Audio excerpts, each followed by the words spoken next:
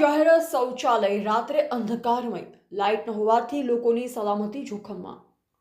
પાલનપુર તાલુકાના ગાડલાવાડા ગામમાં આવેલ જાહેર શૌચાલય ગ્રામજનો માટે રાત્રિના સમયે મુશ્કેલીનું કારણ બન્યું છે.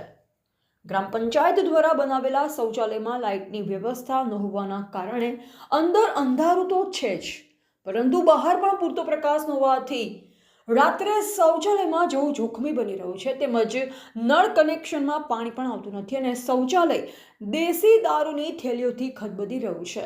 આ થેલીઓ આવારા તત્વો પર પોલીસની મહેરબાની અને લુખ્ખા તત્વ દારૂડિયાઓનો ત્રાસ દર્શાવે છે. સ્થાનિક ગ્રામજનોના જણાવ્યા મુજબ અંધકાર દારૂડિયા તત્વોના કારણે ખાસ કરી મહિલાઓ, બાળકો અને વૃદ્ધોને ભારે તકલીફ પડે છે.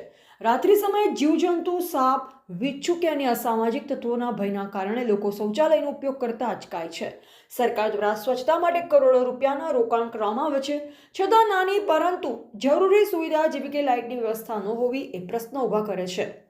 ગ્રામ પંચાયત દ્વારા તાત્કાલિક શૌચાલયમાં તથા તેની આસપાસ પૂરતી લાઇટની વ્યવસ્થા કરે અને નળ કનેક્શનમાં પાણી ચાલુ કરાવે, સાથે શૌચાલયના મદિરાલય બનાવી દારૂ પીતા લોકો પર કડક કાર્યવાહી કરવામાં આવે તેવી માંગ ઉઠી છે, જેથી રાત્રે સમયે લોકો નિર્ભય બની શૌચાલયનો ઉપયોગ કરી શકે.